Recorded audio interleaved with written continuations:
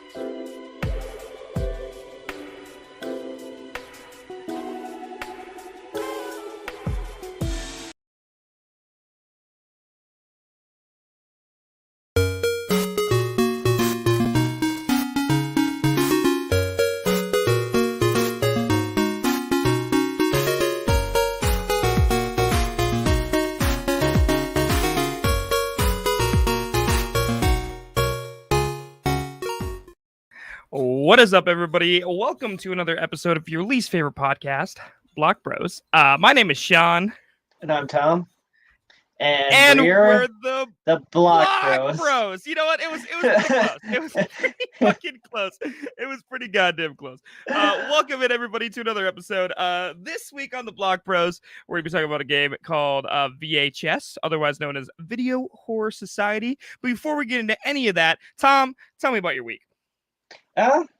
Pretty good week. I actually went to a Twins game on Sunday. That was pretty good. I haven't been to a baseball game all year. It's a really good excuse to day drink all day and spend like $100 on beer.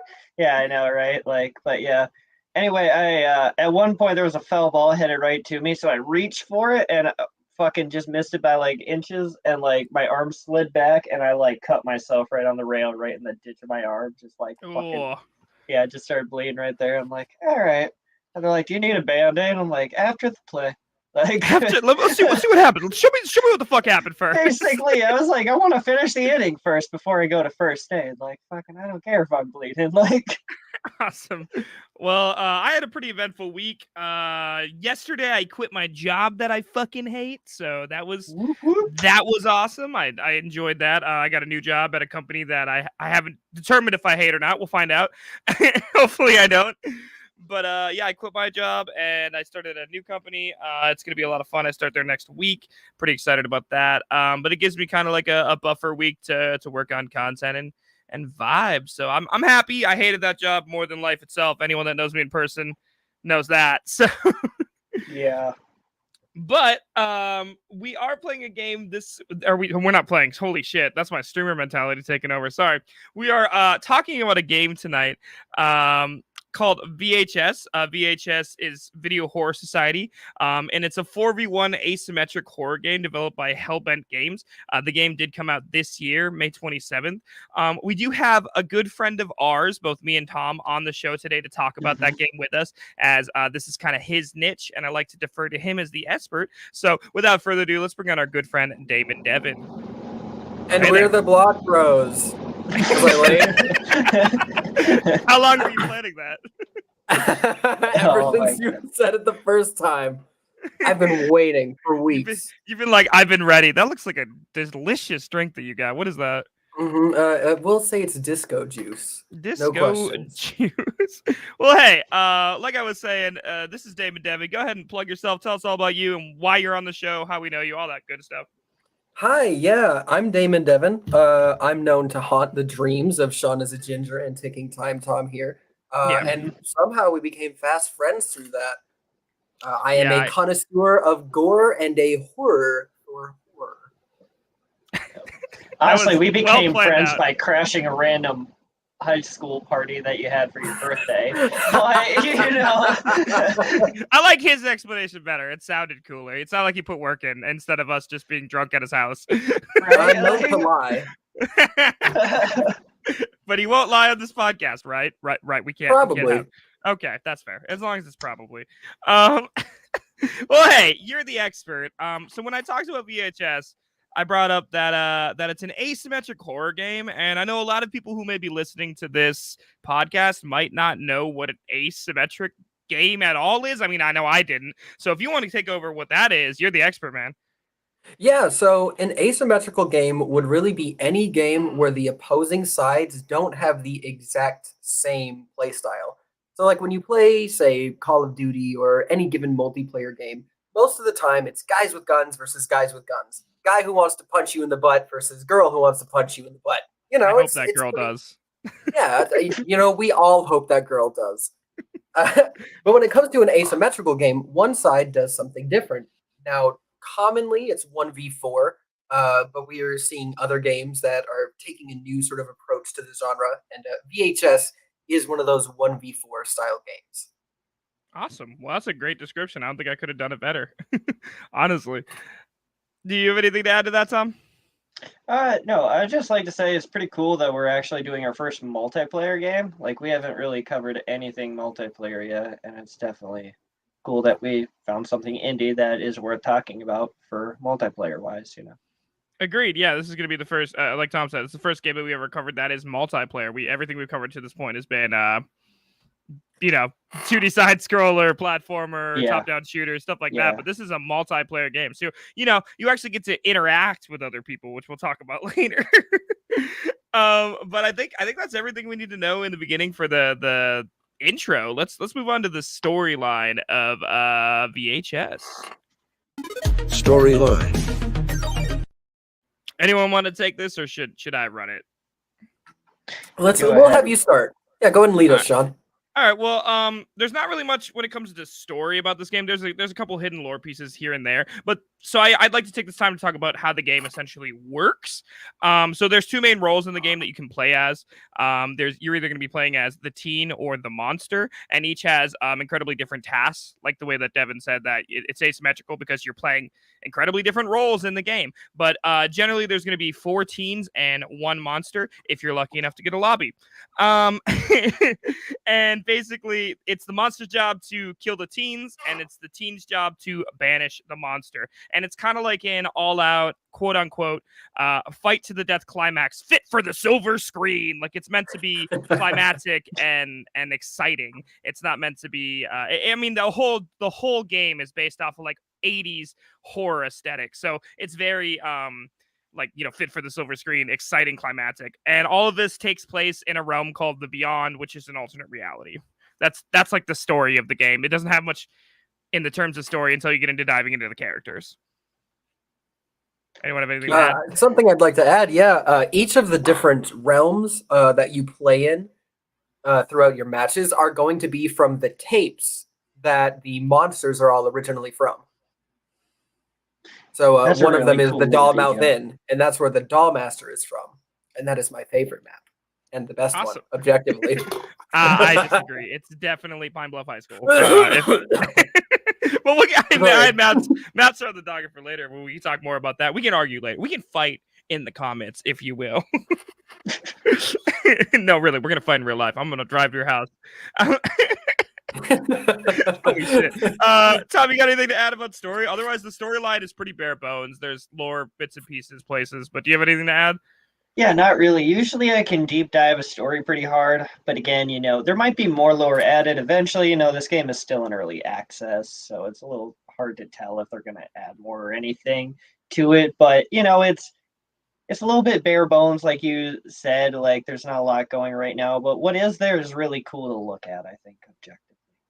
Yeah, and just like you basically take place in either a map where you like Devin said is connected to one of the monsters, or you take place in a loading screen, and the loading screen it's called video, or VVV for short, and that actually is tied into the lore, which objectively was like, I went deep dive on the wiki today. That was one of my favorite parts, was that the video store is actually deep tied into one of the characters' lore, who happens to be my favorite character too, which we'll talk about in a minute. But but yeah, like that's pretty much the extent of the lore. Honestly, there wasn't a lot other than like the characters have individual back lore. And I guess, like Tom said, it's in early access, so they're working through probably adding into extra stuff. Right. Awesome. Well, let's move into the graphics and art and talk about that. Graphics and art. I'm gonna leave this up to Tom, like I always do. I'm gonna defer to Tom and Devin on this one. Yeah.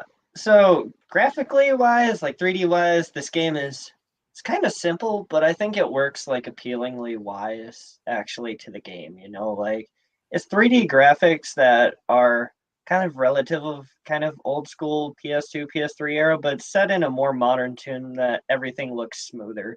I think it's done with like the degree in a wise that it kind of fits the aesthetic of like the horror kind of game in and of itself. Like it's supposed to look a little bit old, but set modern. What do you think, Devin? Yeah, I will say I'm with Tom in that it's it has a more of a stylized look, which works for the sort of playful atmosphere that it's creating. It is Mhm. it's a horror game, but it's not necessarily a scary game. And you Yeah. notice that it's got that more cartoony look to it.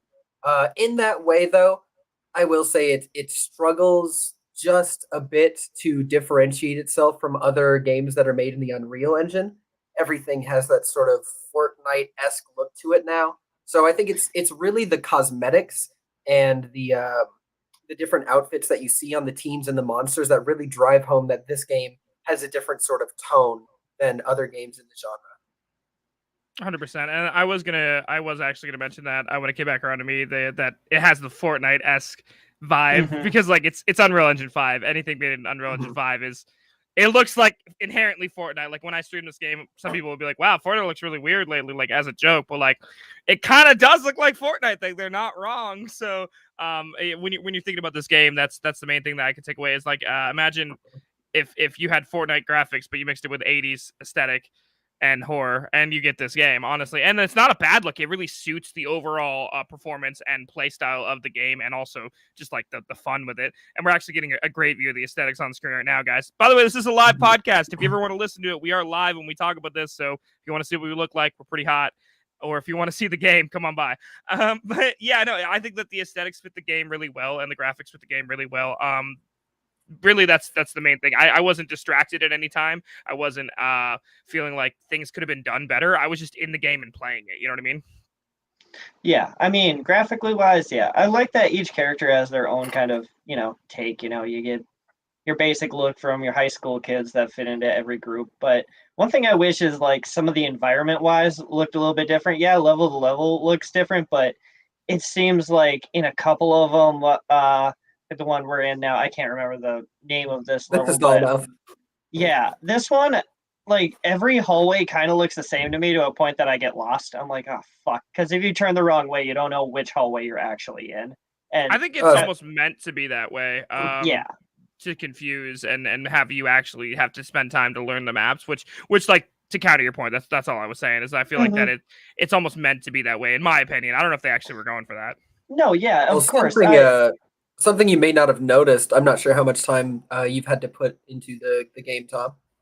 Yeah, just a few hours yet. Like honestly, I've kind of just scratched it. I haven't played this one that much, but I've played a few hours of it. Oh yeah, no worries. I just wanted to make sure. If you look at the gameplay footage here, when we see some multiplayer matches, you'll notice that each character on the HUD has a name of the area that they are in currently. So once you learn map layouts, you'll be able to know where you are and where your entire team is just by looking at your HUD, which I think is really useful. It allows Yeah, for a higher skill ceiling in the game. I'm not gonna lie to right. you, that was weirdly timed at the video. That it's just a random ass video. It has nothing to do with what you're talking about. It randomly panned over to the HUD and like started blowing up when you talked about that, and like I know that the was timing is that was perfect. so weird. Okay, sorry, It spooky. Ooh, kind of was, holy shit! honestly. Random video on YouTube, like under Creative Commons, had nothing to do with what we're talking about, but it weirdly reacted to what Devin was saying. Meant to be here. But yeah, as far as the graphics and art go, I wasn't wildly impressed by anything I saw during this game, but I did love the aesthetics, which is something I'll talk about later too. But like the aesthetics were really awesome. They really ground to their they kept to their like media when they said 80s horror, like, because it definitely feels like an 80s horror game or 80s horror vibe. But also just like the look of the game isn't distracting. It keeps you enthralled in the game, and the monsters are actually spooky. So like all of that combined together, it makes a really solid graphic experience, in my opinion.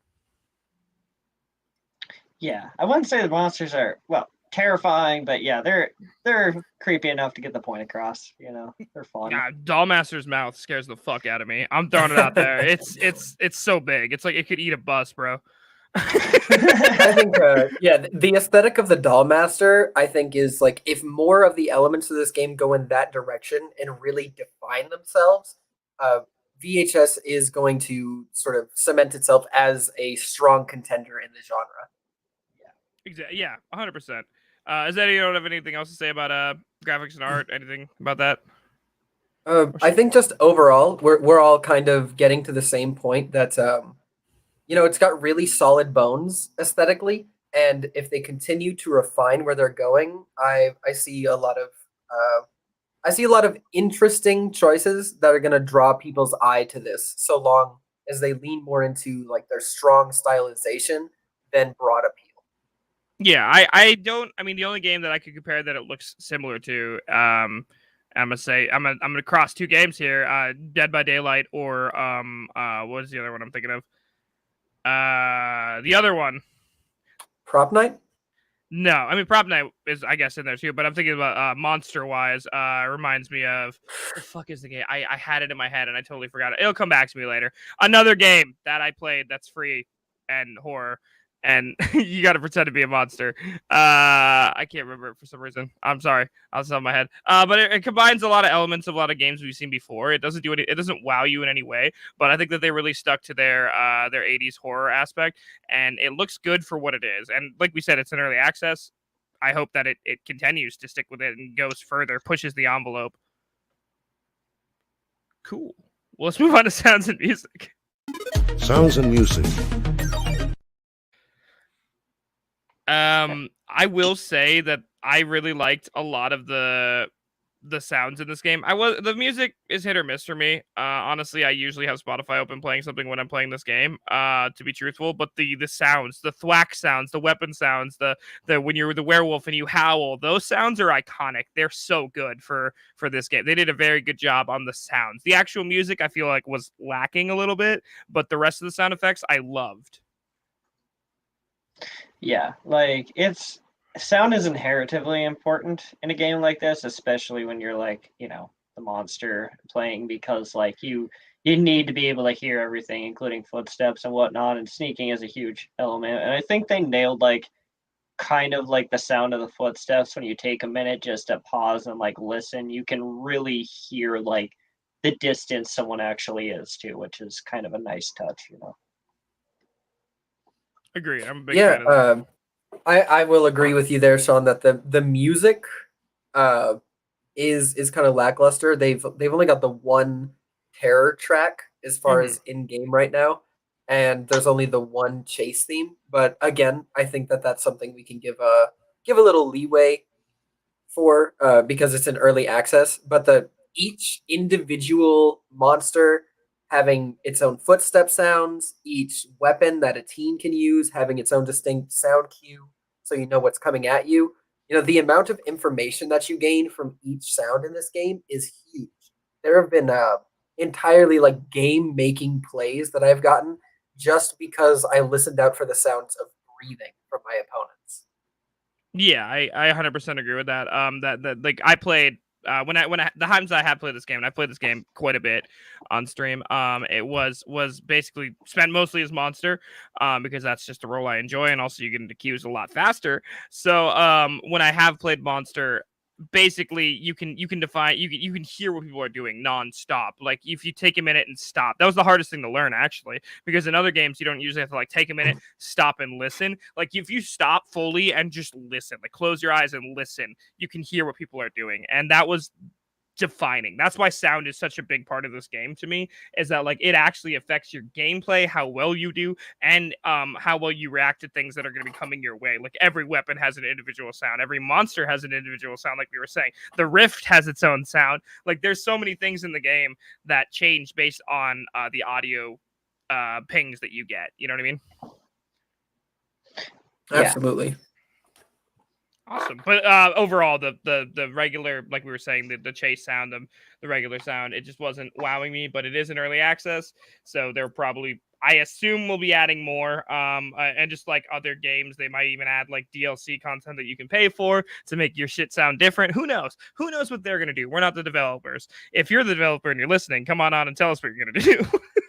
Yeah, like acknowledging them as two different categories. Sound is a fucking knockout as far as I'm Mhm. concerned, and music leaves room for improvement. Yeah, like if there was more chase music based on each individual, thing, it would definitely Mhm. lead to a lot of improvements, Just Or even And oh, sorry, you go. oh, excuse me. Yeah, I'm sure in time that'll change. Not to be overly comparative, but the most well-known competitor to this game, it spent who knows, like 3-4 years before different killers started getting different chase music. So yeah, just that to add a little bit of perspective, right. Yeah, and it's that's why I'm being for the really. state that it's in, it's doing really well. Yeah, I'm Mhm. being very open to the fact that it's in early access. I'm not trying to shit on it by any means. Like Yeah, it's I'm early really access for 4 hoping. months. Yeah, I'm really hoping that they're definitely going to be adding more sound to the game, because sound is always something that I am very in touch with in games, especially in this game. Like, for instance, a very specific example is like when games on my end have been turned so many times because I hear a person using a specific like weapon, and I can hear them. Like, for me, it's always the eye, the chaos eye or whatever it is, or curse eye, Mhm. where it's like they start speaking in like some other language, and you can hear that, and I'm like, oh shit, like I have to react now. And it has changed so many games for me because I heard them saying something and had to react. Like, the sound is so important. And on the flip side of that, totally different, there's voice chat in this game. We haven't even talked about that. That could fall under sound as well. Like, voice chat in this game is wildly helpful when you're the teen. It's huge. If you want to elaborate on that, anyone, go ahead. Well, again, just in the asymmetrical genre, we notice that teamwork is huge when you are playing on the side that has more people. However, a lot of games don't really give you the tools to be able to work as a team. And VHS is kind of like, what is the issue? Why can't we do that? And just Full Send gives you voice chat, shows you where everybody is, everyone's health bar at all times. You are 100% aware of your team. So it's up to you and your teammates to do well. There's no, there's no third party that you can blame if things go wrong. If the sun gets in your eye or something. The sun was in my eye, okay? I don't know, we have to keep having this fucking conversation. The sun was in my eye. All right, Devin? Yeah, all Jesus right. Christ. Okay, yeah, I believe you. The sun's always in both of your eyes all the time. I get it. You're blind. We've had this conversation. No, but like voice chat is I mean, voice chat is a double-edged sword in every sense of the way. Of course. Because the best interactions I've had in this game, and we're probably dipping a little bit into content right now, and that's totally fine. But the best interactions I've had in this game are because of voice chat, and the worst interactions I've had in this game are because of voice chat. There's really no in between. So when you add that kind of feature, it is a very large double-edged sword. A lot of my favorite games have removed voice chat because people just are awful on the internet. Unfortunately, and I'm hoping that that doesn't happen here. I'm not saying it will or won't. Again, this game's in early access. We don't know. But I hope they keep the voice chat because it's provided me a lot of enjoyment and also failure because of this game or because of voice chat. Cool. Right. Tom, you got anything to add about voice chat or sounds or anything like that?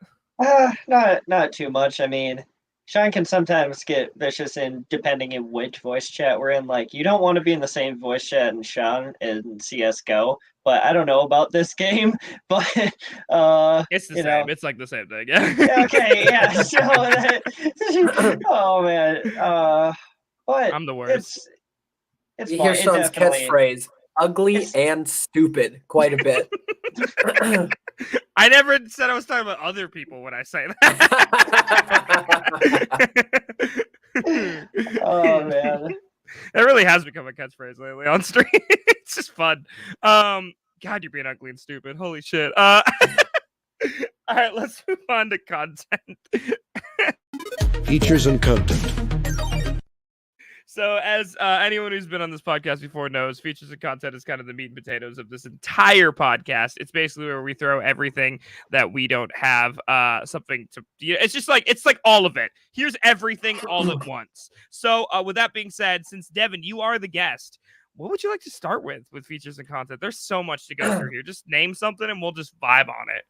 Okay. So this may not be because of or necessarily a part of the game, but something really big I wanted to mention is that being a member of the LGBTQ community, everybody who plays this game is gay. It's like a goddamn pride parade. There's just gays all over the place. So, like, if that's a plus to you, I want you to know that. Like, as soon as it dropped in early access, there was a free pride bundle.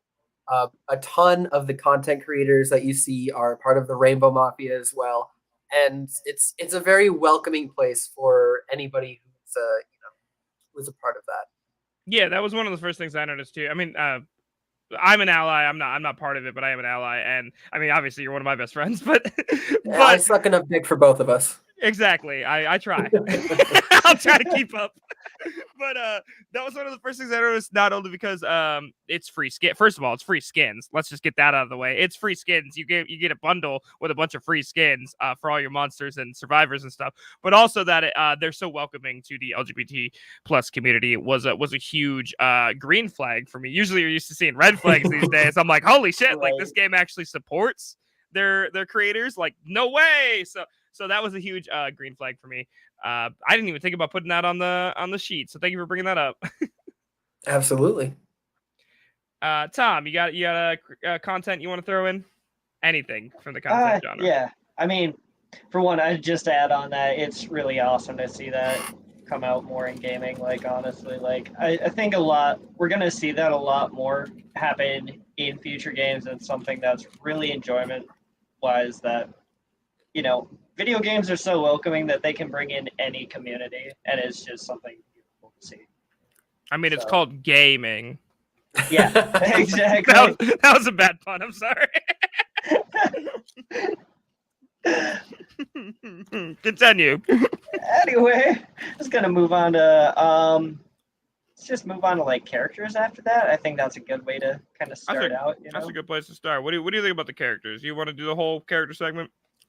I would have to do the whole segment. I think I'd like to maybe like cover like just probably like my favorite student, which would probably be Jess. I don't know why. I just like her outcast kind of vibe. It reminds me of us in high school, like just honestly, but it's they're really cool in their own kind of ways. You got your typical high school cliquey kind of characters that you find, you got your quarterback, heartthrobbing Brett, you got your rebel and Leo, and student council president Faith, and what's her name?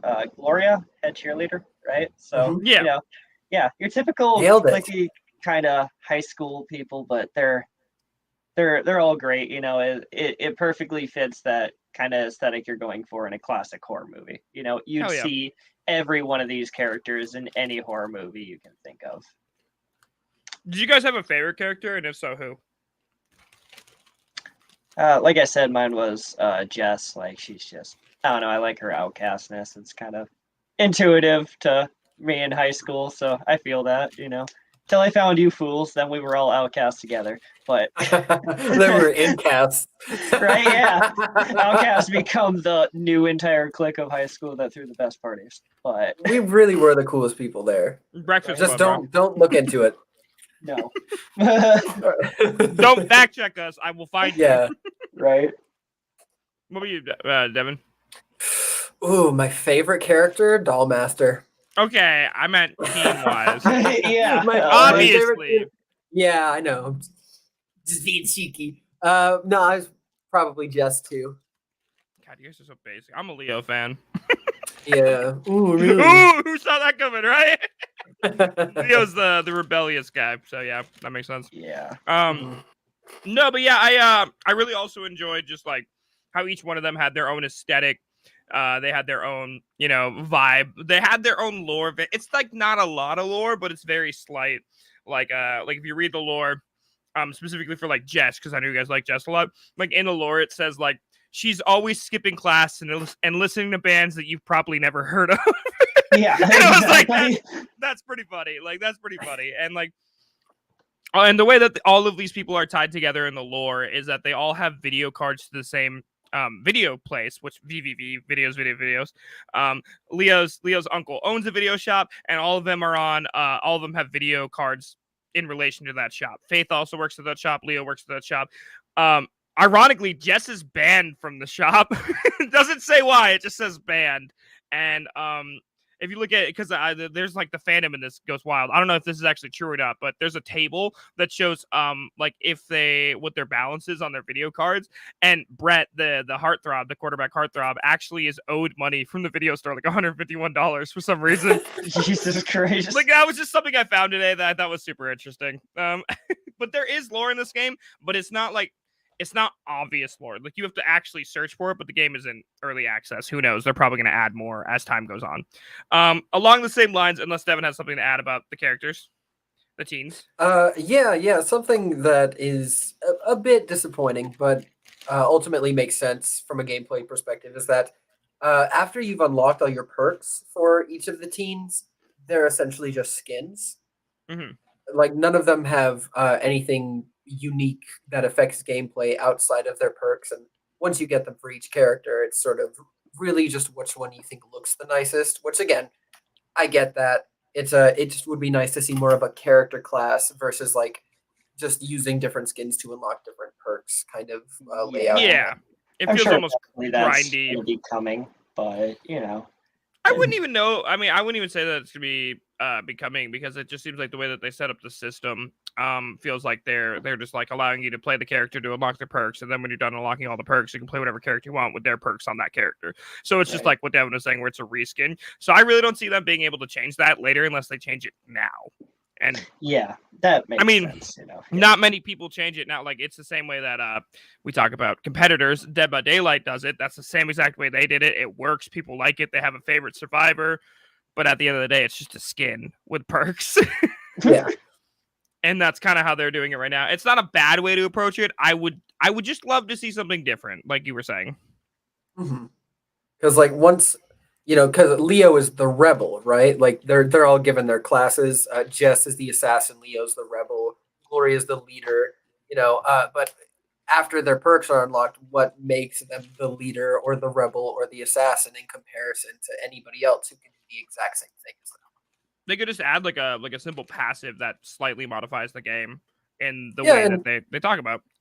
It's not anything that would stop me from playing it, but it would be nice to see more of a character class system. Mm-hmm. The way that the monsters are completely different. Speaking of monsters, let's move on to the monsters. At the time of recording this podcast, there are currently 3 playable monsters. There's Wart, Werewolf, and Dollmaster, each with their own abilities, perks, and lore. So go wild. Let's talk about that. All right, so I think something I would assert is that the armor ability that Wart has is probably the easiest to use and the most versatile. Like if you've played really any game that you have to use armor and prevents damage at all, it's going to be the most intuitive. It's so nice when other people have abilities and you just have that on before you, and you just close that gap and just murder them. Still, it's fucking great. Like honestly, I will say, I started out as a huge Wart fanboy. Wart was my homie. I really loved him. It's because of the armor specifically. Because like there'd be so many times I get back into a corner, drop the armor, jump back out, and beat a teen to death in front of all the other teens. But I'm quickly and vastly becoming a werewolf fan. Like really? Because of the speed, bro. The speed is uncanny. Yeah, his heartbeat skill is really nice too, because like again with the sound, how sound is really important. It's really nice to be able to hear that heartbeat kind of speed up because you're getting close to a person. Which versus like Wart's ability, where like he like scans for people and you kind of get like a blink and see what they are. A general area, yeah, and it's not like it's just right where they were, so you can't really follow them. Where with a werewolf, you can like follow them for a certain amount of time. It really helps. as someone that plays both of those, sorry, I didn't mean to cut you off, Devin, if you were going to say something, but as someone who plays both of those people exclusively, I don't play any Dollmaster ever because fuck Dollmaster. Fuck Dollmaster gang. Really, I don't. I hate Dollmaster.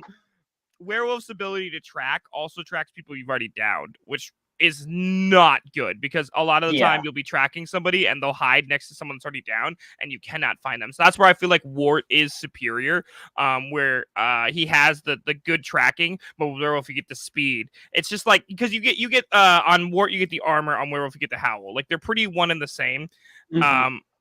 But the tracking on Ward is, in my opinion, so much better than the tracking on Werewolf. And that's just what I was saying. And now Devin can come in and tell me I'm wrong because Dollmaster supremacy. And I will say that the tracking for sure, Dollmaster is my favorite kit, but the tracking for sure is where Dollmaster really shines. Because the other two have, I would say what is pretty typical of a game where you play as a big scary monster. You have an ability where you run in to hurt people, and then an ability where you can get out safely or evade damage. With Dollmaster, it's not about the body of the monster at all. It's about the dolls that are placed throughout. It's more of a summoner take on the asymmetrical horror, big bad. And I find that really interesting. To me, it's more innovative than what I've seen out of other monsters in other games. And the radar ability. So essentially, you'll see a little face, right? A little white doll face, and it turns yellow if somebody is close. And there's different add-ons and mutations that can be used to edit that ability. But I think the tracking is really where Dollmaster shines. Definitely. The reason I said I don't like Dollmaster is because I'm not skilled, and Dollmaster does take a certain hand of finesse. I'm more of a get in, beat the fuck out of someone, get out kind of vibe.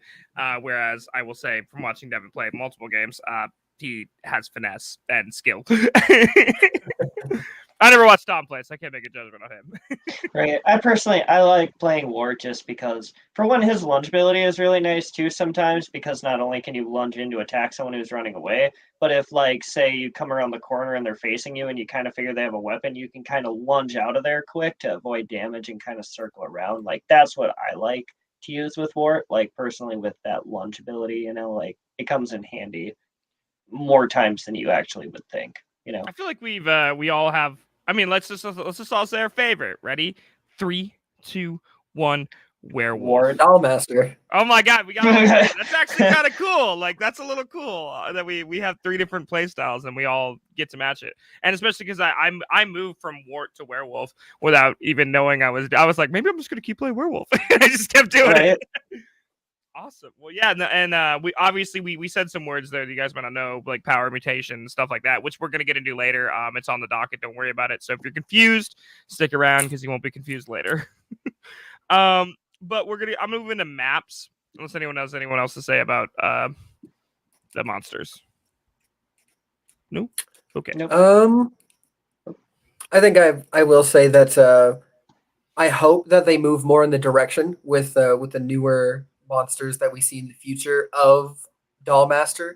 Not that just because it's my favorite, but because I'd like to see I would like to see different kinds of monsters that play in non-standard ways, right? Something more than your standard like chase, get close, get a hit sort of loop. I want to see more mind gaming and more creativity.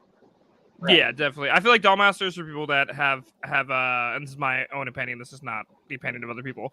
My opinion is that Dollmasters for people who have already gotten really good at the game and are able to add the strategy element past if somebody runs away, what am I gonna do? and like that's where I'm at. Like I'm at the part where I'm just like, oh, someone's running away. Can I double back and hit him with Werewolf if I'm fast enough? Or can I howl and disrupt somebody else? Or can I track him? Whereas Dollmaster is like, I could just like teleport to the other side of the map and use a doll. Fuck you. Like it's like you already know what people are gonna do. You're planning on them doing it, and you have a response to it. It's like you're playing Yu-Gi-Oh. Right. We're playing checkers. It's not the same game, but I just don't get it. That's the whole vibe of Dollmaster that I had when I played him, was that he was too complicated for me. It's for blue Magic players. Yeah, I didn't want to say that because I play blue sometimes. but I'm gonna move on to maps. So at the time of recording this podcast, there are currently 3 maps that are playable in VHS. And as we said, they are co-aligned with specific. Each monster has a map that they are associated with. So, there's facility, high school, and hotel. And I'm pretty sure Wart is facility, Werewolf is high school, and Dollmaster is hotel. Correct? Absolutely, yeah. Mm-hmm. And there's really not much to say about the maps. I mean, they're inherently different just on their layouts, but it's a map. They look different. They have different vibes. If you guys had a favorite, you can throw that out. Yeah, so mine is the hotel, which is the Dollmouth Inn. I think that it kind of sets itself apart, whereas the other two maps are, you got your kind of like sci-fi thing and your classic, high school horror environment.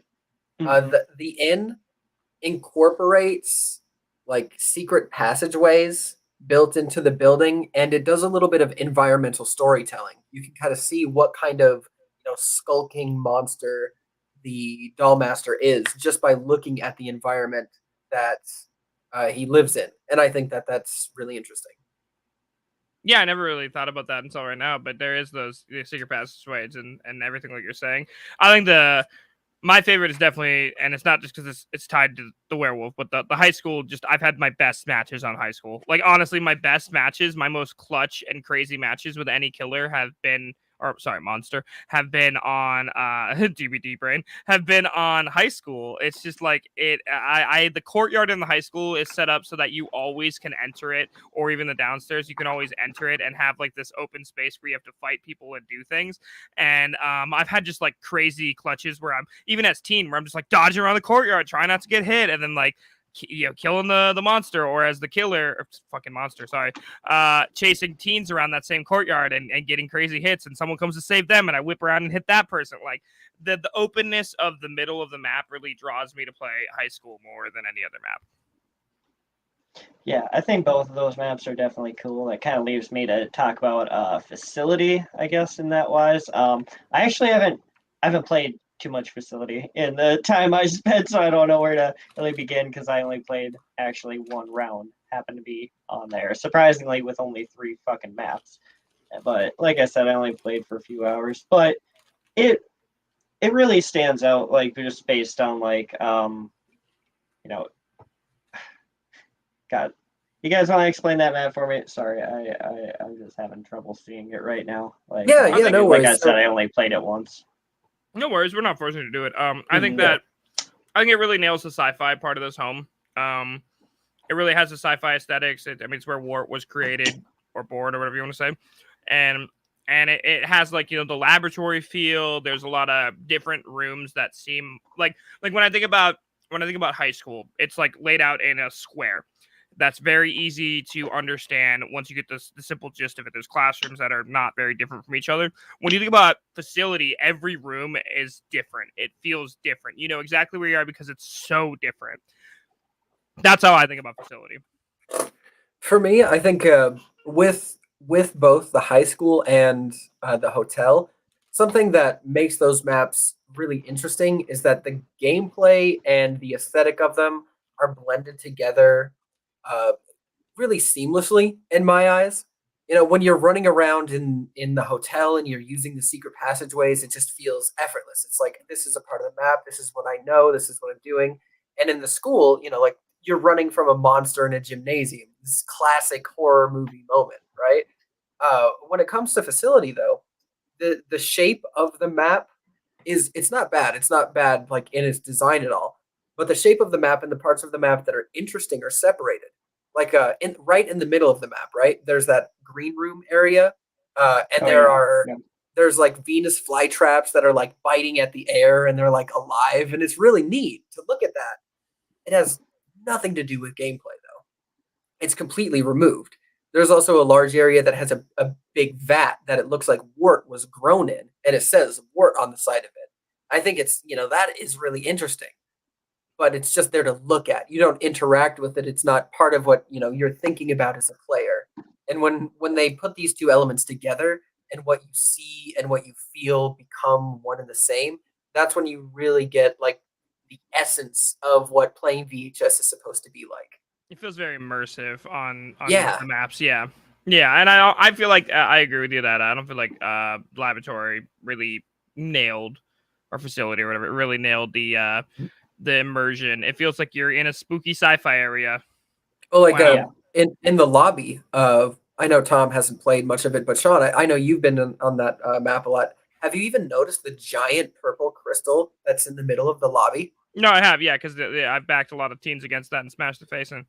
Yeah, yeah. It's just like it's so easy for the aesthetic parts to fade into the background because it's not very often that it gets involved in the chase. But I'm I feel glad you've like had those moments. I feel like there's I feel like if I could be so bold, that the high school and even to a certain extent, I know it's your favorite map, but I'm gonna say it. The hotel, they kind of their backgrounds kind of blend together. In my eyes, like they're decisive, but they also blend together. Like you're running down a hallway, it's definitely lockers. Like when you get to Facility, you're not looking at what's around you, even if it is cool and dynamic. You're trying to kill the team that's in front of you. So like you might miss a giant crystal behind you. Whereas if I kill someone in the courtyard of a high school, it's a courtyard of a high school. Like who cares? Facility was they were trying to do something more dynamically different than they did with the other two maps, but it didn't register because it doesn't blend with the game. Like it pretty much ties into what you're saying. It just doesn't blend with the game in the same way that it's immersive in my mind. Yeah. I think a good way to sort of like sum up that idea is that the less a player has to think about what's going on around them, the more they can experience it. Yeah, it's you're living in the moment rather than living. Mhm. I don't know. But with that being said, we can move on to anyone have anything they want to say, or should I just throw something out? Go ahead. Let's hear it. Let's talk about perks. We haven't talked about perks yet, and that's a pretty vital part of this game. Yeah. I'll let you take over, Devin. Okay. So I haven't unlocked every perk for every teen or every killer or monster, if I'm being completely honest. And they don't seem to have a huge effect on gameplay. Like they're useful, right? You'll get perks for teens like being able to move faster while crouching, or perks for monster that allow you to do more base damage, do more damage to someone's health. The perks aren't going to carry you though, and I like that. I like that they affect gameplay at all, and they can give you an edge in certain situations. Nobody's ever going to go, oh well, of course they're using that perk, and that's why I lost the match. I haven't had any instances like that in V.H.S, and I think that speaks highly of how much more skillful it's going to be, like as far as interactions as people learn more about how the game works. Yeah, it's very. I mean, we talk about competitor games because you always have to when you talk about these kind of games, and you talk about Dead by Daylight. Like you can win or lose a match based on a perk. Or at least that's what a lot of people like to believe. There's a lot more. It feels almost like there's a lot more skill in V.H.S, and people understand that. Like the gameplay is more important than the things you bring in beforehand. That's my vibe from it. That's what I think, anyways. I would agree. Yeah. Awesome. Tom, you have anything to add on perks? No, I like how some of them, like you guys were saying, aren't like overly powerful, but they just add a little bit. Like, and I like how each time you will, the cost differential, like Jess's low profile to be able to like sneak faster. That's a really nice one because like sneaking feels so slow so be able to move 75% faster is just nice. At least like I haven't gotten there yet, but yeah, it's just nice to be able to have that little bit of boost in speed. Yeah, it's subtle, but it's also noticeable at the same time, and I think that they did a really good job of balancing the game between killers and teens to make it all the same. To make it feel like you're not breaking the game by putting on an overpowered perk. There's no meta, you know what I mean? At least that I know of. Maybe there is. I haven't gone that deep. Something I think is noteworthy about the perks is I think Tom touched on it, that it uses a point system. Mm-hmm. So different tiers of different perks take up X amount of points, and I think that's going to allow the developers to have a lot more freedom as far as adding perks that there are games that have perks, and there are perks that are objectively worse or better than others, that are more or less helpful. And VHS, I think, they take a step out of the game for us, so they say, you're right. There are perks that are worse or better. There are perks that are going to be more or less useful, and they give point values based on what they believe is going to be stronger or weaker. And I think that's going to give us all a lot more room to be creative and to create different kits. When I think of the point buy system in this game, I think of like those memes on Facebook or like any other social media site where it's like you have $10 to create your favorite concert, and there's like 1, 2, 3, and 4 $5 levels. And like your favorite band's always in the $5 level. Yeah, That's this exactly. game. That's how this keep perks in this game, honestly. Right. Yeah. And it works. I mean, it works for multiple reasons, like Devin was saying. Hell yeah. Let's move into to keep things rolling. Let's move into weapons and crafting. And I'll take this over. So basically, teens in this game, you get to fight back against the monster, and that's the most important thing that takes. It separates this game from its noteworthy competitor DBD, because in DBD you're just literally trying to survive and the killer has all the power. In this game, as a teen, you get to fight back against your monster. So basically you have to go to crafting stations and craft a stigma imbued weapon to harm the monster. Now what that means is that there are 12 different weapons in the game that can be crafted at 8 stations on the map. So every map has 8 stations, 2 of each stigma. There's 4 stigmas, and you have the option of crafting 12 different weapons between those stations.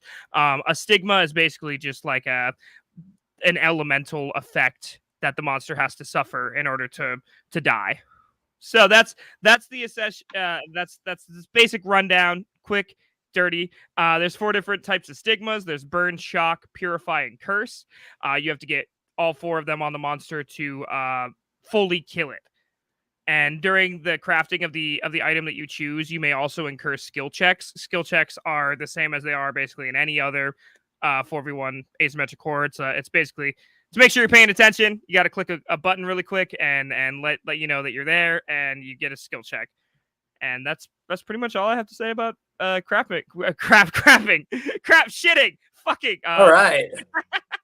weapons and crafting. Do you want to take? Anyone want to take over, please? God. I just want to say there's a holy slingshot in this game, and that's the first. I've never seen a holy fucking slingshot in any game before, and that's pretty fucking cool. Like, it's a wild ass weapon. Like, they're like, what should we do for holy? I don't know, a radiant cross, a staff, and why not a holy slingshot? Like, fuck it up. You ever threw holy water in a slingshot? Fuck it up. Let's go.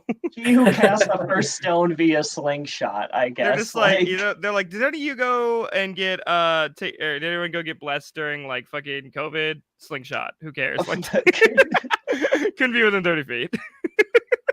Oh man. Randomly touching on that, the best part about like all of that through COVID was priests like baptizing babies via squirt gun. Like, I love those. That's the same thing. That's the same thing. That's a holy slingshot, bro. Like, we're basically doing that. Like, might as well have given them a holy slingshot. Developers, we found you out. That's where you got that idea. Fucking. We're in your brain. We're developing games. Yeah, you want to touch on this, Devin? Anything? Yeah. So like the weapons, I would divide into like 3 categories, right? You've got your standard weapons, like there's the sword and the cross, where you've got X amount of range and X amount of ammunition. There are collision weapons, which are usually like quick and dirty, which I would say is like the shock sphere, right? So you can craft these weapons faster, but they're harder to use, or they have a secondary cost, like the staff, the holy staff, which needs to heal a certain amount of teens before you can use it, or the firebomb, which doesn't have any extra cost, but it's cheap to make because it's easy to mess up. Yeah, and then there's remote weapons, which is like there's an RC helicopter, and I think my favorite weapon in the game is the RC helicopter. I hate that thing. You can add a skin on it that's the stars and stripes, and and it changes the music. It's very noticeable too. Like, it's not like it's Mhm. just like very like only the teen can hear. It's so fucking loud. It like blasts the Star Spangled It will Banner as it comes blow your your way. ears out. And it's that I think that was the one of the other things I wanted to cover with weapons is like the amount of effort that they put in to actually make the weapons unique and cool is really cool. Like they're not just like your generic horror movie. I'm fighting a monster weapons. Like they're like Devin was saying, RC helicopter with ray gun attached. Like fucking hilarious. Like Yeah. or like or like you could change if you look at like the flamethrower, it's like you've seen a million flamethrowers in your life. It looks so like rigged. It looks like somebody put it together in their garage. It doesn't look real. And like that's the amount of attention to detail that I like about the weapons in this game. There are 12 different weapons, but they're so inherently unique and all of them play so differently that it really gives you choice and autonomy as the teen to kill the monster. You don't feel shoehorned or feel like you have to choose a specific thing. You can do whatever you want. I will say the first time I saw an Infernal Eye, I was a monster, and I was like, huh, what's that coming right at me? And I just like stared at it and like died instantly. And I was like, oh, fuck, okay. Instant death is what that is. Got it.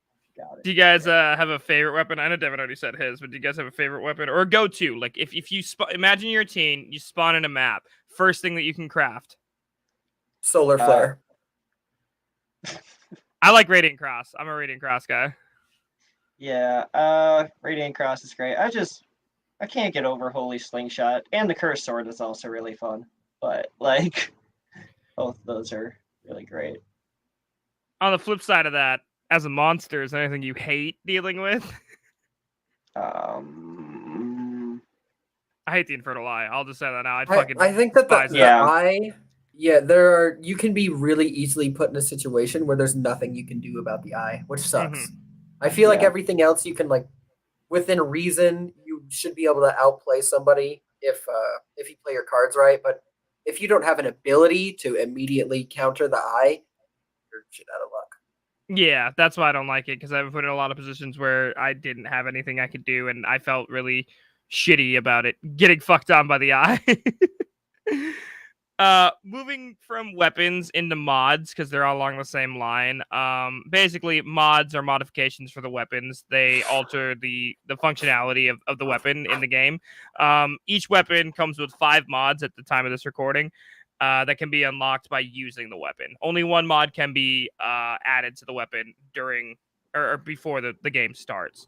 So basically, they usually provide a positive benefit, but also is accompanied by a negative reaction. Like I think Devin mentioned this earlier as well.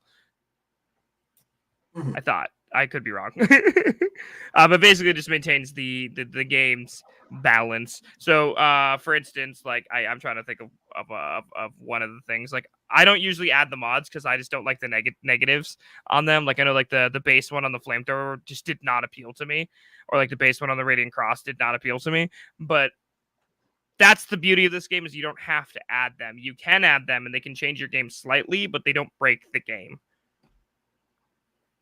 Yeah, like you could, if you and I are both playing teen, we could both be using the same character and the same weapon, but we could have different perks on, different mods for the weapons, and that is going to dramatically change like what kind of decisions we make. Say we both have firebomb, right?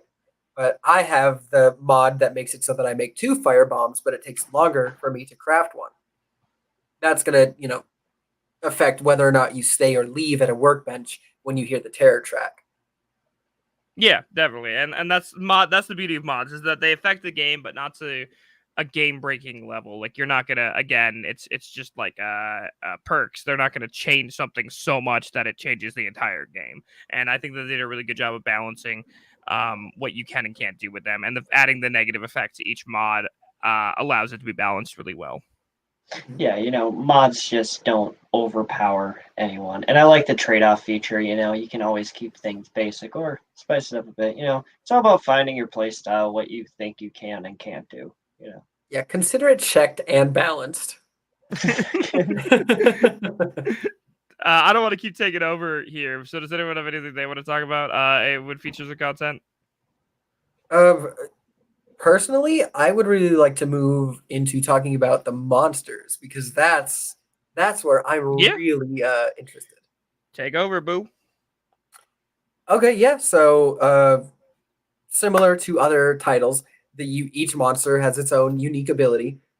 And like I was saying, the ability of the Doll Master is the most unique out of all of them. It's very different from any game that has a sort of chase mechanic, and that's where I really like it.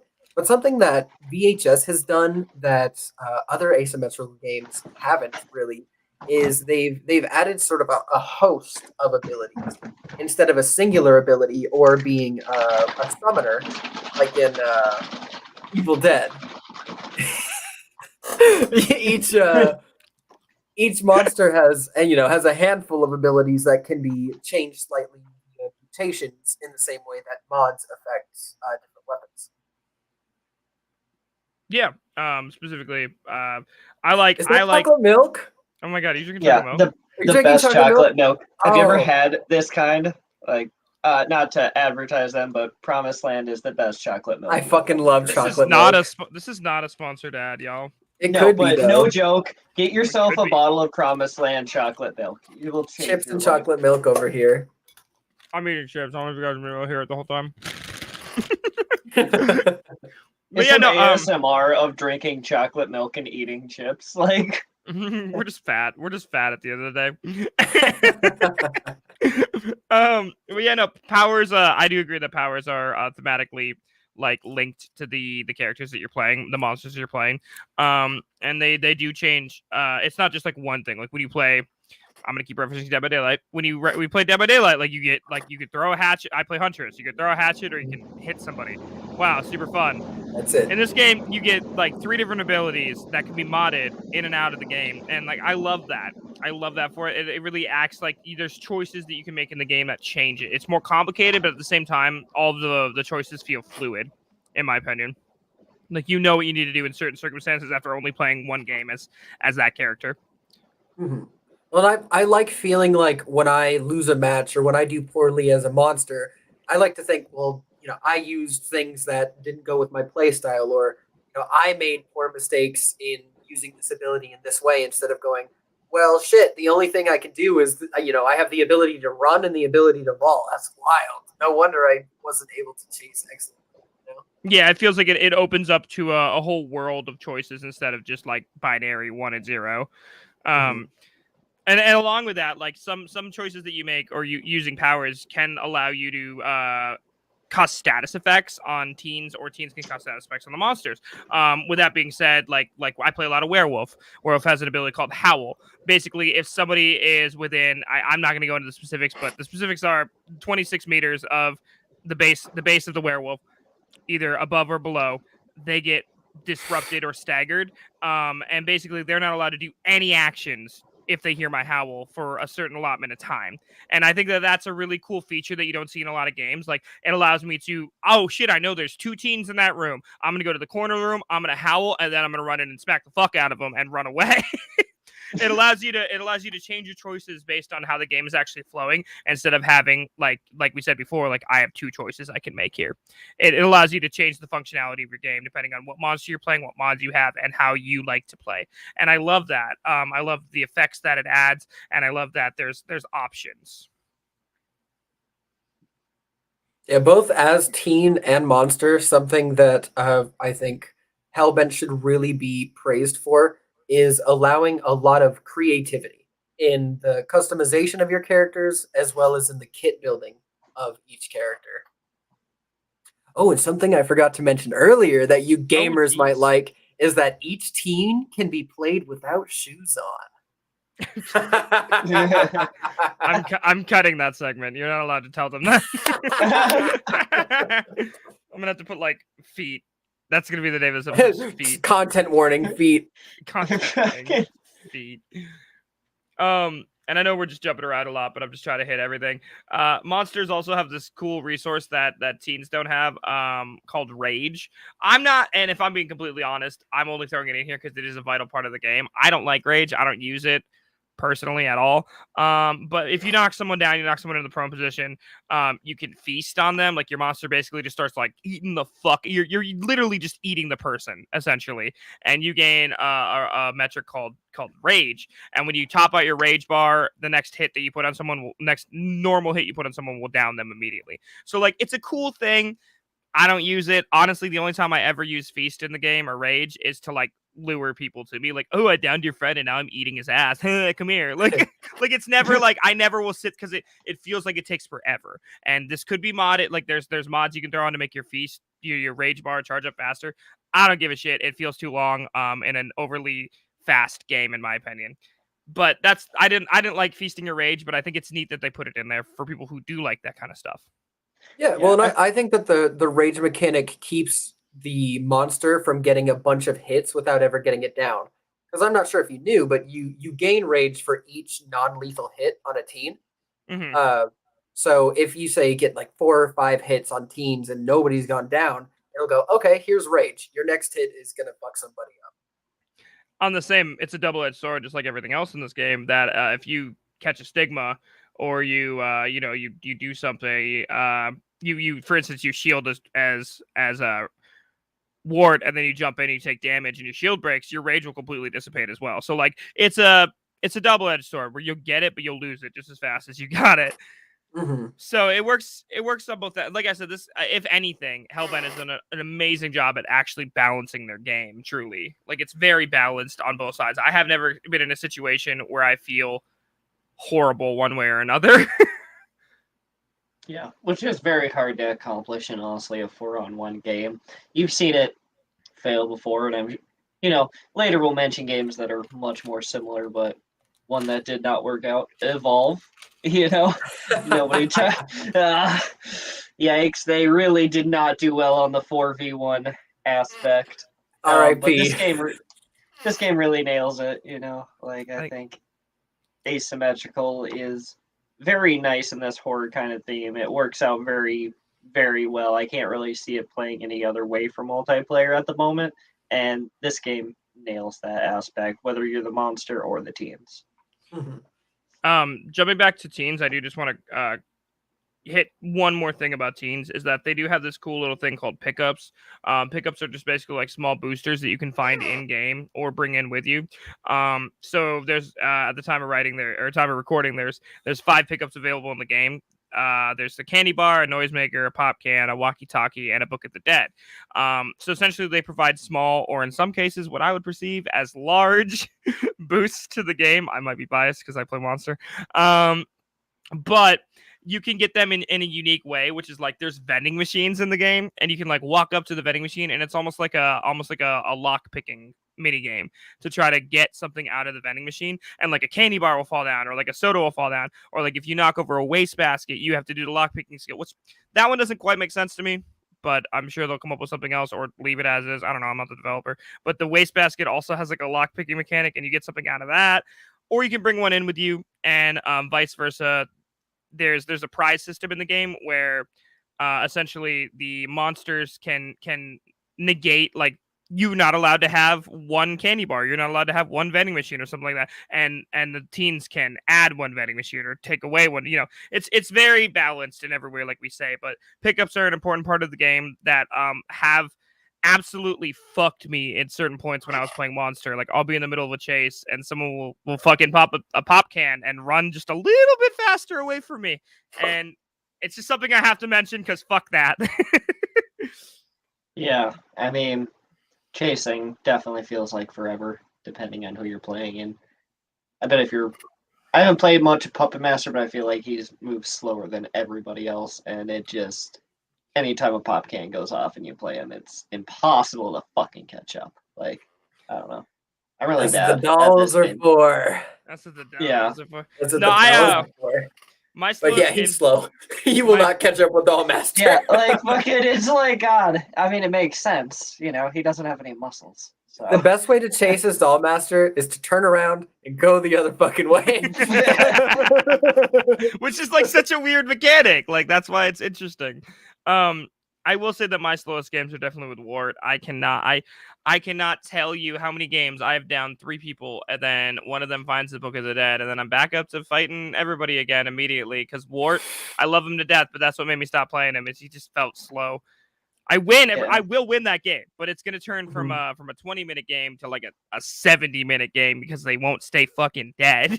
Yeah, you have to use Wart's like lunge just to catch people. So like a lot of the time, and sometimes, if someone moves around like a wall right as you do it, you're kind of fucked and have to wait to use it again just to catch up, and it gets aggravating. Like you guys were saying, like definitely. There are some mechanics that are available only to teen, such as like hiding. And if you played any kind of asymmetric horror thing, hiding is like a normal thing. Like there's I think in this game, I don't know what they're specifically called, a closet. Like closets, yeah. mm-hmm. Yeah, you basically you hide in the closet. If you found the closet, you get automatically knocked down. If you don't understand that there's hiding in a horror game, we can't help you. But that's the one thing that I think that infuriates me the most about this game is finding people is just fucking difficult for me personally. Oh, yeah. I have such a major problem finding people. Like they will just like make one right hand turn. I'm like, where'd that motherfucker go? Like immediately I lose him within 2 seconds. It is the hardest thing for me personally. So I don't know if anyone else struggles with that. In a way, sometimes I struggle with like a noise blindness in this game. Like there will be too much noise. So if I hear multiple teens' footsteps, I will lose a chase because of that, because it's hard to know how far they are. Also, I'm not sure if this is just a me issue, but verticality is a real problem. Footsteps that are above or below me sound exactly the same as footsteps that are right in front of me. And that can make it difficult to track teens. If say I go to a staircase and I don't see them for a split second, the sound doesn't help me know if they're above or below me. Yeah, no, I've noticed that too. Just like the tracking for teams could be, and along the same lines. When you injure a teen, they create footsteps. In the game, they're specifically called like chromatic aberrations. They just basically look like shiny rainbows on the ground. But I cannot, for some reason, I will watch other people stream this game. Like I will watch Devin stream this game, and I will sit there and watch you play it. I'm like, I can see it perfectly on your screen. I go and I play this game. I cannot see their fucking footsteps at all. Like at all. I don't know where they are ever. And I don't know if that's just for me or like what's going on, but like supposedly they leave footsteps when they're injured and I never see them. Yeah, I actually have a difficult time seeing them sometimes too, and I don't fucking understand. I wonder if it's like a graphic setting or something that they just like, maybe they haven't disclosed that yet. They're like, hey, you can actually see them better on medium because they don't want everyone to start playing on medium. Right.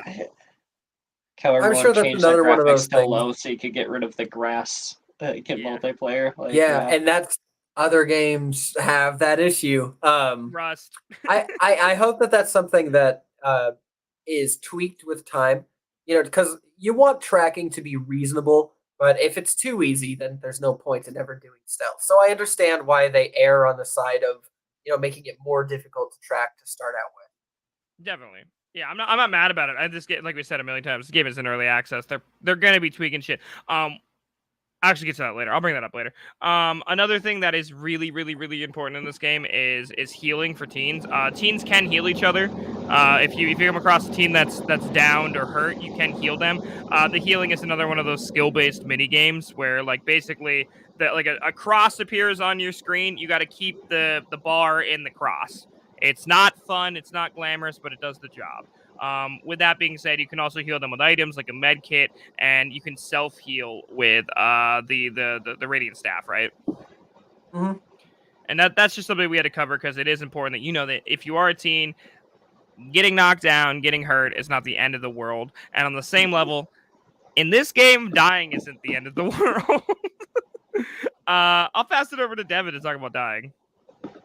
Yeah, so something that I like that this game does is when you're downed as a teen, you don't just sit there and watch yourself die on the floor. Super fun and engaging gameplay, right? There is a spectral that you can spawn as, which is essentially like a little ghost version of yourself.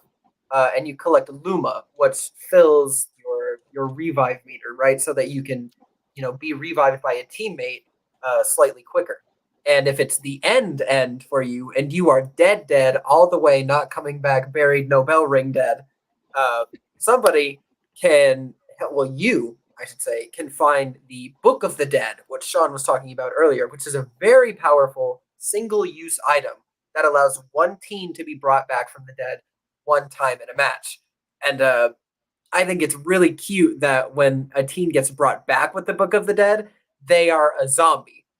Like, you become a zombified version of the teen that you're playing and make zombie sounds and run around like a dork. Yeah, it makes it very easy for the killer to spot who got brought back, which is, you know, that's awesome. But at the same time, the aesthetics really shine through with that as well. Like, oh, that They they brought really him back. do. Also, the sound that it makes. I don't know if it's just me because I played so much Monster, and every time I play Monster, someone gets brought back. It does not matter how long they've been dead; they get brought back. When I play Teen, no one ever gets brought back. He's me just like me for real. But like, I swear to God, the sound that the Book of the Dead makes when someone gets brought back, it literally, like, I hear it and I'm just like, I want to throw something in real life. Like, I'm like, are you fucking serious? Because then you like put someone down, walk away for 2 seconds, and you hear that stupid fucking sound for 5 minutes. Yeah, it's crazy. But death is not the end in this game for at least one person.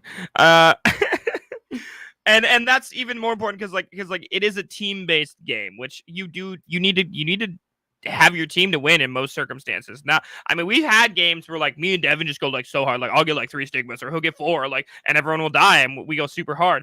But most of the time, you're gonna need your team to like be crafting a weapon on the other side of the map while you're juking the fuck out of the monster. You know, like you need your team in this game. It's very oriented, or at least it's easier with a team than without.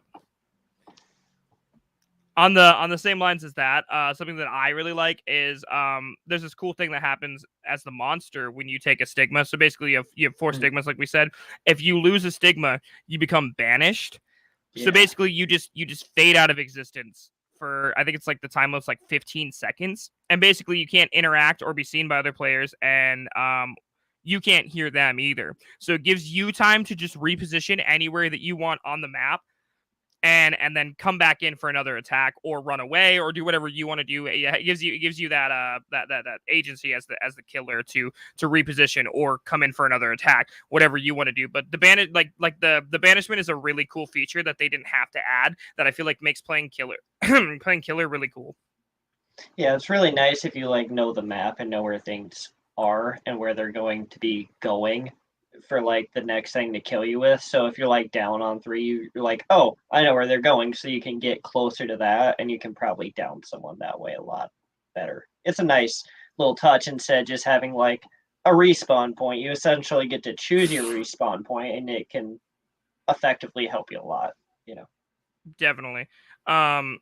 There is an exception that the Dollmaster can see his traps, I think, during that time, like see if someone walks by his traps. That's like a weird exception that it said on the wiki. Yeah, so I you can place the dolls, but the dolls do not do any tracking while the Dollmaster is banished. Gotcha. Yeah. That's what I just saw something on the wiki about the Dollmaster. I'm like, I don't fucking know. No worries. But I think the funnest part about the banishment thing is like a lot of the time I'll get banished and I'll like totally run to a random room and be like, okay, I need to think for a second, and I'll respawn and there'll be like 2 people in front of me just out of nowhere, and like all of us will be equally surprised. They'll be like, wait a minute, and then I'll have to like smack. Like, it's such a funny thing because it happens so often. Like, to me anyways, I'll just like run randomly, and maybe it's just because I don't know where things are, you know what I mean? Mm-hmm. Awesome. Well, hey, another thing that I did want to talk about was the multiplayer. I think that's a really big part of this game in every way. As a streamer, the multiplayer in this game is so fucking refreshing. And that ties into the voice chat and just like the community and a lot of other things. But just like it being an organic game to get to know people is awesome. Like, you load into a game and what happens is you all load into a lobby and there's 5 of you in a lobby. No one's supposed to know who the killer is. And that ties in with when the game starts, there's like 15 seconds where you don't transform, and then you transform if you're playing the killer into the monster. But for the entire lobby period and into the loading screen, you can talk to each other via voice chat. And like the conversations and the things that I've had during those times have all been just so wickedly funny or positive and just entertaining. It's like everything that I want from a multiplayer game built into one lobby. And that's all I have to say about it. I'll let you guys take over. Yeah, I actually, because of voice chat, I already feel like there is such a strong sense of community in this game versus other games in the asymmetrical genre. And I actually met a musical artist that I follow now just because they were listening to a song that I like in lobby, and I was like, "Hey, is that Ghost?" And they were like, "Yeah, you fuck with Ghost," and I was like, "Oh hell yeah!" And we talked about music for a good 20 minutes. I think you had a similar experience, Sean. Yeah, it's just one of those things where like you get to meet and actually enjoy the community that's around you. There's actual presence and accountability for what happens in the game because like you actually get to talk to people. And I'm not saying you have to talk. Like there's a lot of people that just don't talk or don't want to talk. I can count in the I don't even know offhand how many hours I played this game. Actually, I can just pull it up. In the 43.5 hours I played this game, I've had 2 negative experiences on voice chat. And both of them haven't even been that negative comparatively. Like it's just been like someone be like, I don't want to talk, and like that was it. Or like one person was really mean, and other than that, who gives a shit? Like compared to other games, that is a crazy statistic. Most of the time, you get into a game, and especially if you're LGBTQ plus, like it's even worse. Like people are just horrible to you. But in this game, people are so nice and friendly and willing to talk to you and have fun, have a good time, joke around, and you don't see that very often. It's refreshing. Yeah, and I hope that it keeps continuing to be that way. I mean, I'm not going to speculate on the future of this game. That's not my job, but fingers crossed that it continues to be awesome. Yeah. Did you have anything else to say on the multiplayer? Not highly. No, I think we've covered a lot of it. Awesome. I think I'd like to mention that just like every other asymmetrical game, it has unfortunately fallen into the trap of there being a disparity of one side being played far more than the other. And I do hope that that is addressed in any way that they can see fit. Yeah.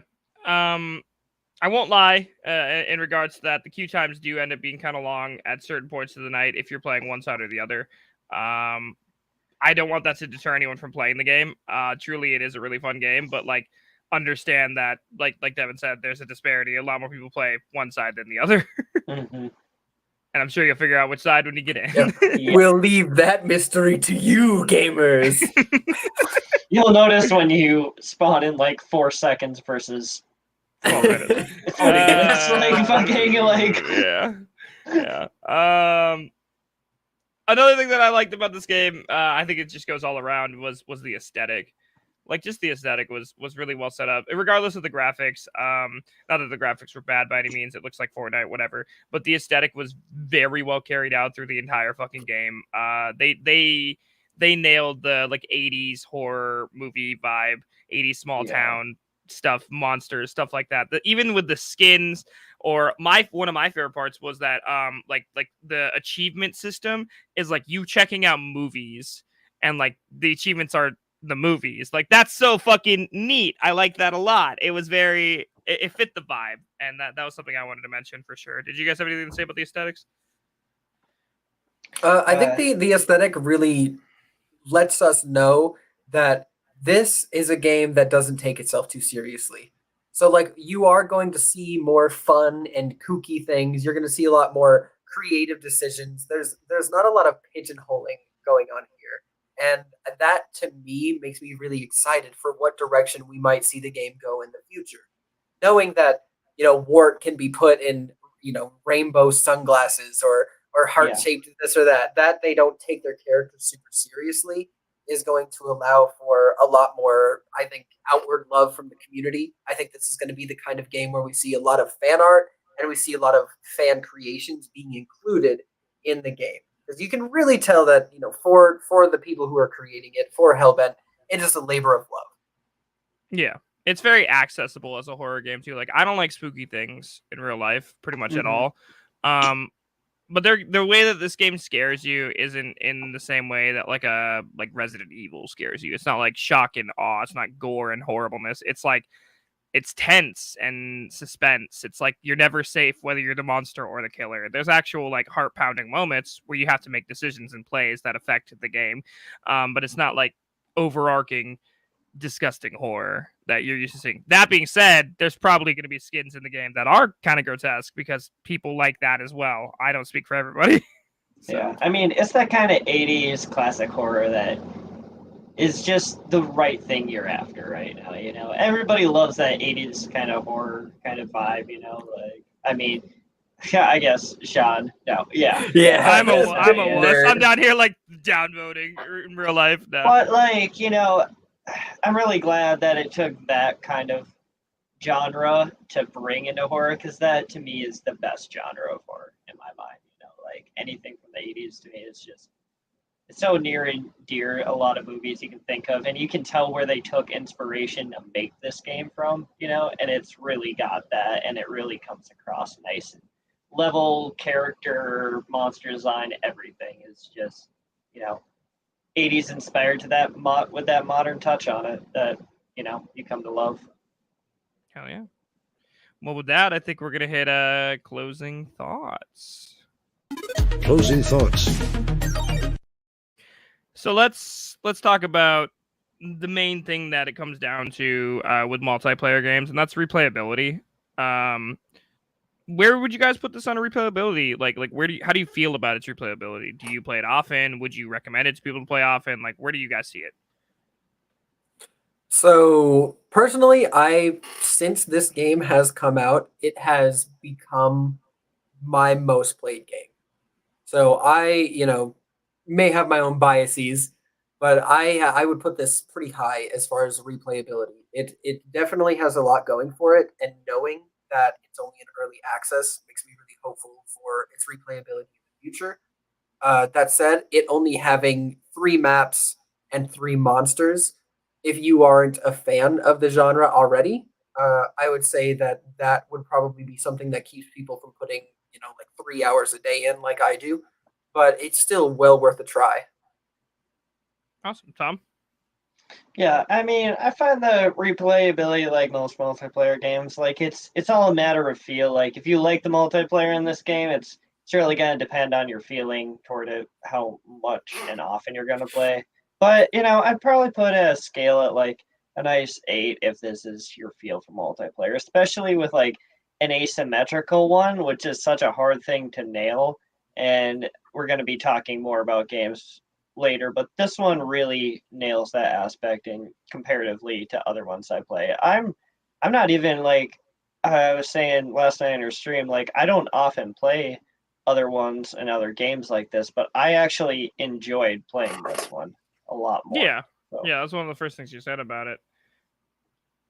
For me, I think that it's very replayable. I'm not really a horror guy. I will say that it has replaced a couple other games for me, but I think that I see it being incredibly replayable. I see you grinding for achievements. I see you grinding for characters, grinding for cosmetics, and not even like grinding like it's a bad thing. Like you're playing games and having a good time. But I will say that at about 50 hours right now, I could not play it for a week. It'd be okay. Like that's how I feel personally from someone that played it a lot, and it needs more content, but it's in early access. Like we're gonna wait and see when they add another couple things into it. I'll probably come back to it and play it really hard for a couple weeks and then stop playing it for a little bit. That's how I am. But something that does keep me coming back to it and wanting to play it is like I said, the multiplayer interaction, the socialization, the playing it with friends. That is something that I really enjoyed about it. So nice. Scale of 1 to 10, guys. The fun factor on this game. I would probably. I like it, but like at some points it feels like a little bit slow, like finding people like you're talking about. It feels sometimes like it can take you forever just to find one person. Sometimes you find them right away, but sometimes it takes you forever, and that's where my fun kind of lingers. So I give it about that, 7.5, 8 range, somewhere in there, I'd say. Awesome. Devin? Yeah, you know what? I would say that I would say I agree pretty much exactly with Tom. The game itself is fun. It's got really solid bones. It's got really solid mechanics. There are moments though where it can just feel like a slog. Say you get unlucky as teen, get downed right away, a teammate Mhm. revives you right in front of the monster. You have no way to control that. Or, if you're playing monster and there's, say, a weapon can go through a certain piece of the map that you didn't know about, and that causes you to lose the chase, or you're not used to how the swinging mechanic works, so you get spun 10 times. It can be very frustrating and take a lot of your time up. So you'd put it in the same range though, is what you said? Yeah, I put it at about an 8. Yeah, I think I agree again fully with what you guys are saying. It would be 7.5 to 8 for me, but specifically it's because almost the same way that you're saying that it can be a slugfest, it can be difficult. Not every moment is going to be compelling or amazing. The moments that are fucking awesome though. I will say that. Like that's where it makes me put it at like an 8. It's because like the moments where you're a teen and you run someone around a courtyard for fucking 10 minutes and your friends are like, "You're still running?" Like, "Yeah, I'm still running." Like, or like when you do that epic play where you drop the howl, you drop the armor, and you knock someone that you really shouldn't have knocked. Like that's the kind of stuff that makes this game compelling and fun. That's not going to happen all the time, but when it does happen, it is very well done and fun. So 7.5 to 8 for me as well. This is the one that always is really hard to do, but let's name our favorite thing about the game and our least favorite thing about the game, and it can be specific or it can be broad, your guys' choice. So you guys can start whenever. Whoever wants to go first. Okay, easily for me, my favorite thing about the game is the Dollmaster kit. I feel like, even in matches where I do poorly or that are, less enjoyable, that you like we were talking about, just those moments where you feel like you have no control at all. Uh, when I'm playing the Dollmaster, I feel like I'm doing something that I can't do in any other video game. And for me, that is a huge draw. My least favorite thing, I think I'm gonna go with the just hitboxes, collision boxes right now. As far as like the environment, it can make chases and um, attempting to hit the monster or not get hit as the monster really frustrating. And hopefully, that's something that gets more ironed out and refined with time. Awesome. Tom? Yeah, I mean, I'm pretty much on the same level with Devin as least and most favorite, but I mean, at least least favorite kind of wise. There's like, I mean, sometimes chases in this game for least favorite feel like a fucking Scooby Doo goddamn chase. Like, you just can't fucking get someone, and you're just like, yeah, you know what I mean? Like, you goddamn teens, like, fucking. And it can feel like a slog, and not being able to find someone, just getting out juked constantly, it gets sluggish sometimes for me and frustrating. But that's like a more of a personal issue than like an actual complaint, I think, with this game. Tom Like said I I would have just got away with it too if it wasn't for your meddling kids yeah, and your fucking ethereal, otherworldly goat eye too. fucking dead staring at that thing. What is it? Like What's your favorite thing though, if you have one? I just like the overall, honestly, aesthetic of this game. It's something so pure fun, horror but fun. Like it's not terrifying, but it's not overly done fun up. Like, I mean, not gonna lie, if I seen Dollmaster dressed as maybe like I don't know, Abraham Lincoln or something, it might terrify or make me laugh, but I Uncle could see Sam. it in this game. Uncle Sam, like That'd be Dollmaster. great, That would, actually. yeah, that would Little be president honestly, puppets. yeah. Oh my god. I still like my car salesman idea for him. I love that one. Uh, yeah, the All right. aesthetic is really good. It's a good thing to have as a favorite. I think my favorite thing about this game is definitely the socialization. For better or worse, I've had just the wildest experiences in this game. And on terms with that, or on the same kind of vibe, my least favorite thing about this game is the queues and the way that they promoted it and didn't market it in the right way so far to the right people. Because the community is relatively small right now, and that makes it really difficult to get a match when I play, which I play at like stupid times, like 2 a.m., 3 a.m., like times no human should be up. And it makes it hard to like if I want to play teen with Devin or I want to play teen with Tom, like it's gonna be really hard to get a match, unfortunately. Which kind of takes away from my fun of the game. So that's my least favorite is definitely the I don't know, the overall queue times and the lack of marketing for the game in the way that I think would benefit it the most. And then the favorite is definitely the voice chat because I love just loading into a game and being like just really quietly because I'm always the monster. I'll be like, monster says what? And like just wait because somebody would ever be like, what? Like just without noticing, they'll be like, what? And I'm like, God, that's him, guys. And everyone will just turn on him immediately. Like the social deception of it is so good when it comes to streaming or just like enjoying yourself. And you don't get that from a lot of games that I play currently. So I know there's other games that have social deception, but I don't want to play Among Us. Fuck you. Anyways, is there any games that this game specifically reminds you of? I feel like we're all gonna hit the same shit, but just in case, let's go around. All right, you guys go first because I know immediately what we're going to talk about. So, I mean, I'm gonna have to say Dead by Daylight Mhm. because it's the big hitter in the genre. But I mean, I played a lot of Dead by Daylight, a lot. I don't even probably not as much as Devin. This is not a pissing match, Devin. Well, I pissed all over my pants. I have played how much was 587 hours of Dead by Daylight, which is a lot for the average person. Yeah. And honestly, in the 43 hours of this game that I've played, I've had more fun. So take that as you will. What games does it remind you of, Devin? Anything? I will say definitely the gameplay is the most similar is going to be Dead by Daylight, just in general and within the asymmetrical genre. To name a few, we got Evil Dead the game, which is out. It's been out more recently. Friday the 13th, Evolve. There are other titles, but it has been the clear dominating force in the genre. And the aesthetic and kind of the tone of it reminds me of Team Fortress 2. That's interesting. The way that everything's really playful and it has its own, it has lore, it has its in-universe sort of storyline, but that doesn't take away from that. It's just a bunch of people being goofy in a fun, cartoonish video game.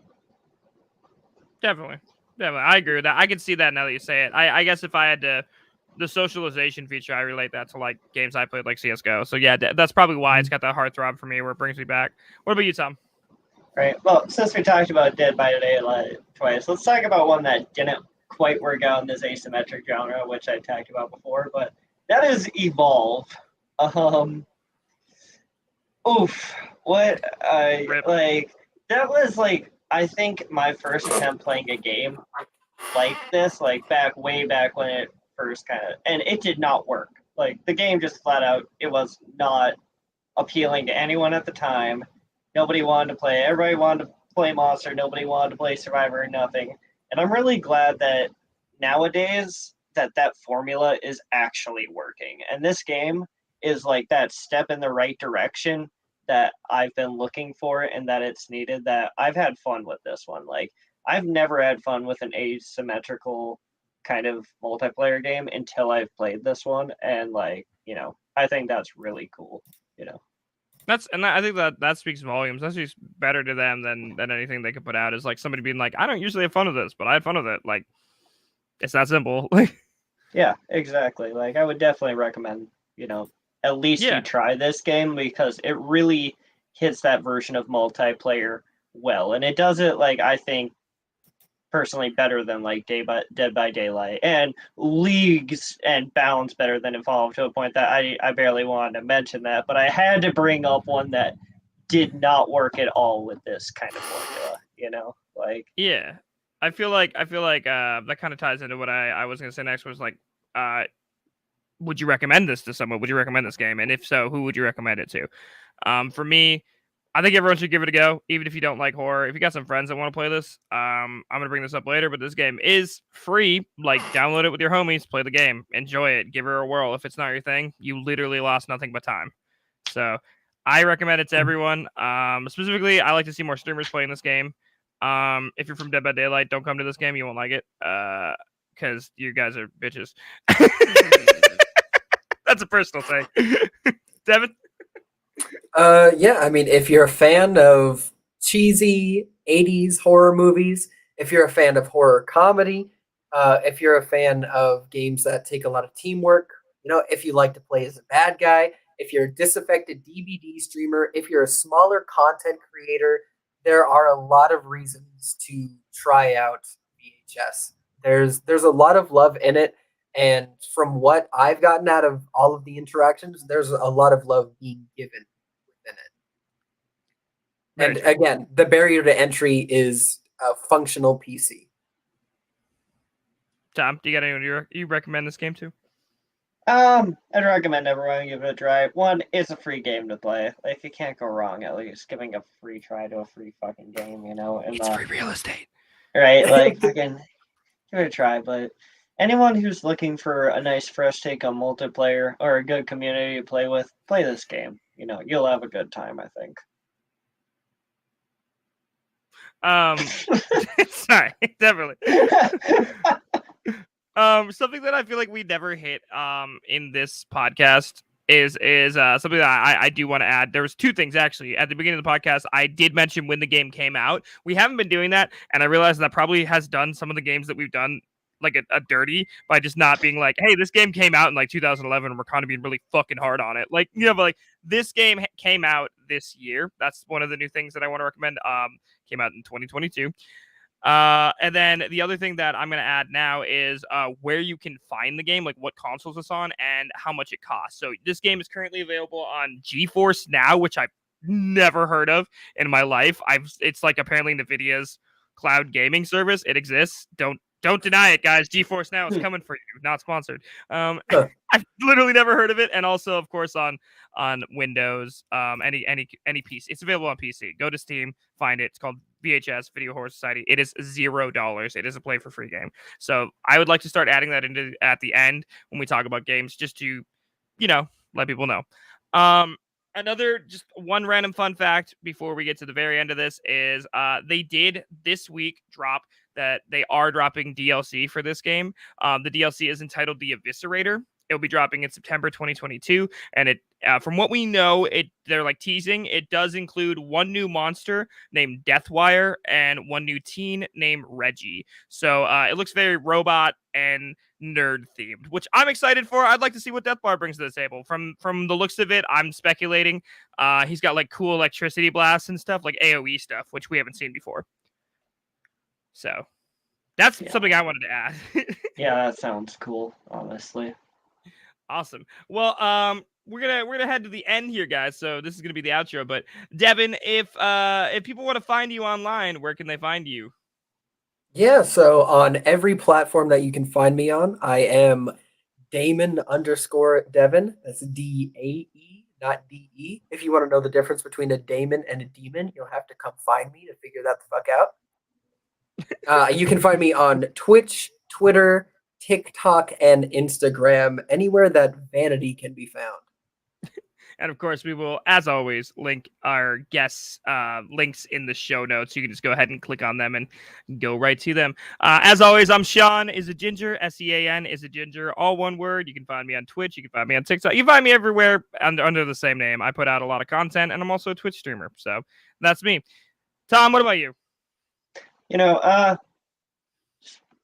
Tom, Anchor 13 Tattoo. You can find me Ticking Time Tom occasionally, but I'm more game just for fun than stream. So you can more find just if you want anything tattoo or just talk indie game related, it's just Tom Bikers on Facebook, or you can type in Anchor 13 Tattoo on Facebook, Instagram, and now actually TikTok. So have fun looking at my lame ass videos on there.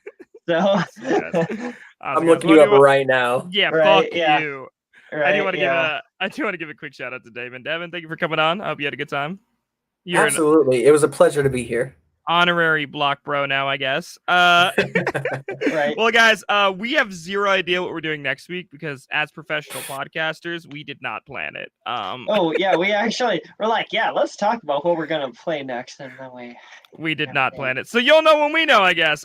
Come back next week to find that out. As always, guys, if you're a developer that wants to talk about your indie game with us, you can shoot us an email at blockbrospodcast@gmail.com. Again, that's blockbrospodcast@gmail.com. And if you have any game that you'd be interested in us reviewing, shoot us an email there as well. You can find us on all socials at blockbrospod. Or podcast. It's one of the two. Just look up Block Bros. It'll come up. We are a live podcast. We stream every Tuesday at 10:30 p.m. Central Standard to Facebook, Twitch, and YouTube. The opening music is 8-Bit Fun by the Heatley Bros. If you have a chance, guys, and you've made it this far on the podcast, that means you probably like us. Go ahead and rate us 5 stars on whatever app you're listening to us on. And if you don't like us, why the fuck are you still listening? We'll catch you next week. Block Bros Podcast is a Lost Cause Media production.